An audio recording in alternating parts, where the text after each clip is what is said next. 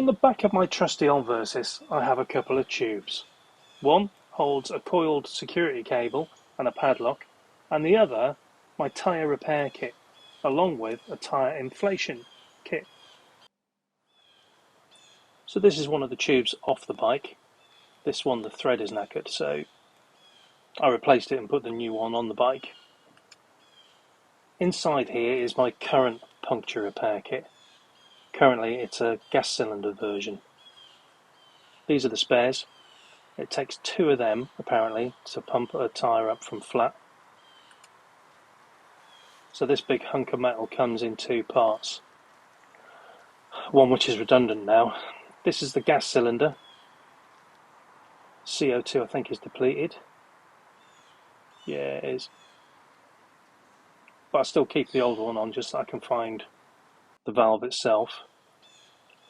This device, obviously an extender, because it's so difficult to get to the valve on the tyres, especially the front tyre. This really helps. And this device, which I no longer need because now I have a centre stand on the bike, but before, when it was only the side stand, this props up the wheel from the swing arm. Really good little invention if all you've got is a side stand, but I don't need that anymore. So this is effectively my old tyre pump system, which as you can see is quite small. It doesn't need an awful lot of space, but the problem is once you've used up these CO2 canisters, you've had it. Now prior to this, I had a look around to see what all the adventure bikers would carry, and they seem to be carrying this little device. I bought this from the adventure bike shop. It's an electric pump that would go to the battery, one hose, stripped down, all the mechanical parts are open, so you can snag your fingers in there. Marvellous. It's not waterproof, so it's got to be covered, and it doesn't fit in my tube.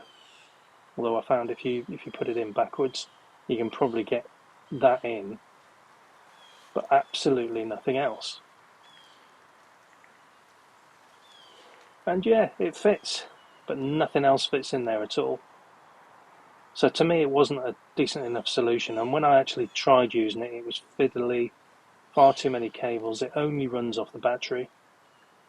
I really didn't want to take up the whole tube with just the pump because I want my tyre repair kit in there as well.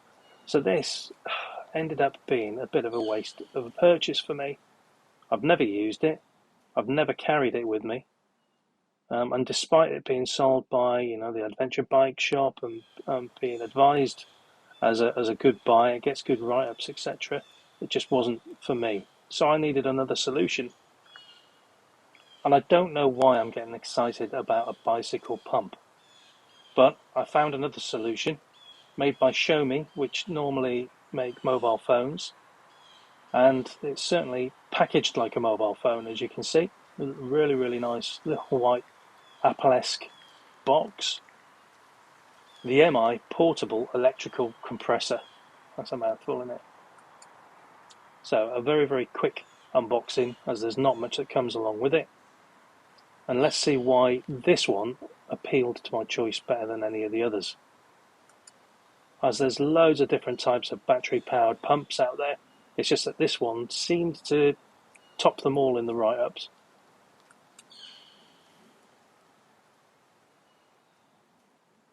So we have one nice neat little carrier bag. It's quite well padded. Has a handy inside pocket with, wait for it, different valve types. So you can do your football, your rugby ball, and your lilo.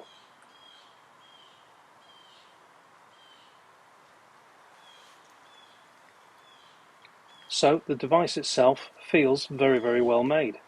Black plastic, quite solid.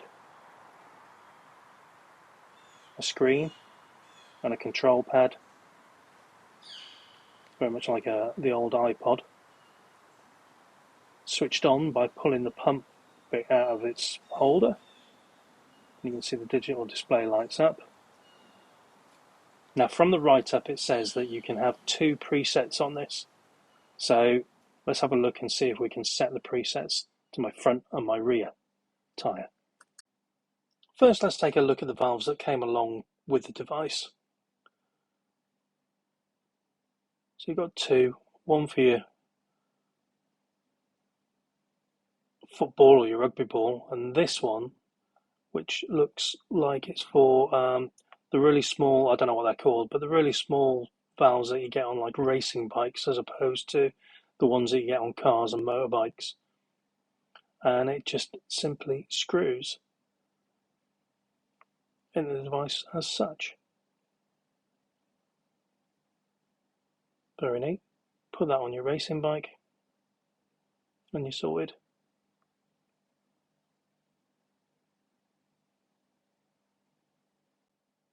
The pump itself, well, this is extremely neat and tidy.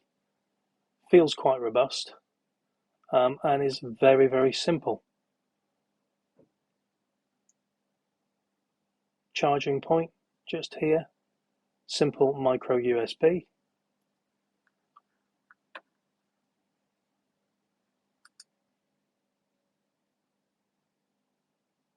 If I can get it closed. This loop is the tube, which when you unplug it, switches the device on. Plug it back in, switches the device off. And I think my little adapter is going to be really, really useful here because it's not that long. With the device on, this little button provides you with a light. It's a very small LED light, but it could be quite useful. Who knows? With it switched off, it doesn't work. And that's pretty much it. So let's have a look at some of the functions of it. So power on and the digital display comes up in PSI. This is our little iPod trackpad. The center button being the switch for everything. So as we go through the modes, we've got bicycle, motorbike, car, and ball. I noticed there that the bike is in PSI, the ball is in PSI, but the motorbike and car are in bar, which can change by a long press of the mode button. And of course you can change the presets to your own presets. And of course you can use it manually, so you can just plug it into your tyre and press the center button, and that should start the pump off. So let's have a go.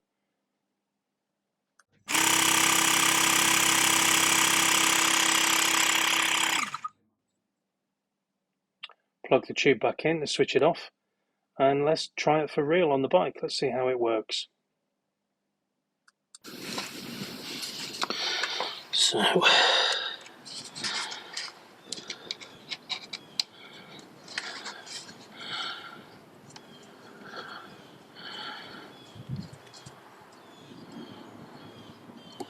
it's on 27.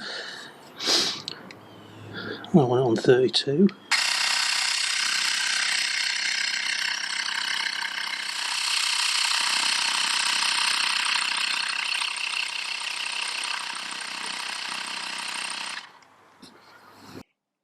So this is a great little pump that works really well. I'm really quite chuffed with it. It fits in my case a lot better than anything else.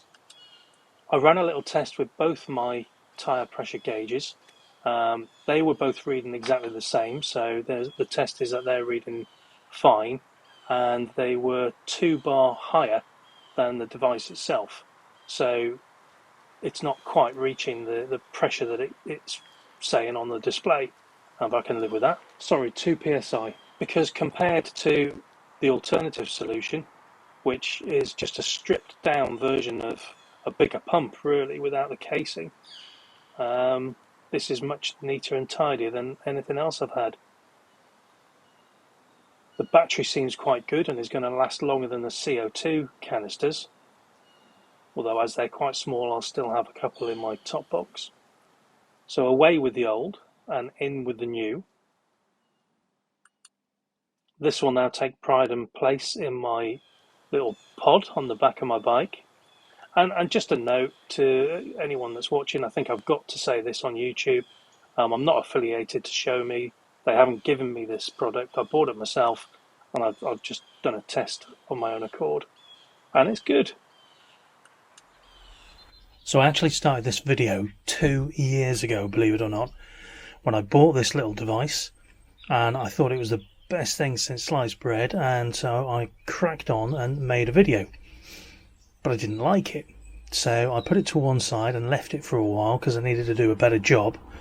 And a year passed, and after that year I thought, what a great idea, we'll revisit this, I'll reshoot some of it, and we'll have a look at how long the battery has lasted, having not been used for an entire year.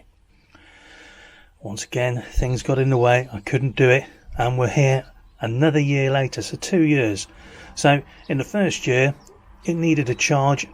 You can't tell, there's no battery life monitor there, but it went on charge for about 10 minutes and was showing fully charged, so it must have been somewhere in the 90s for the battery.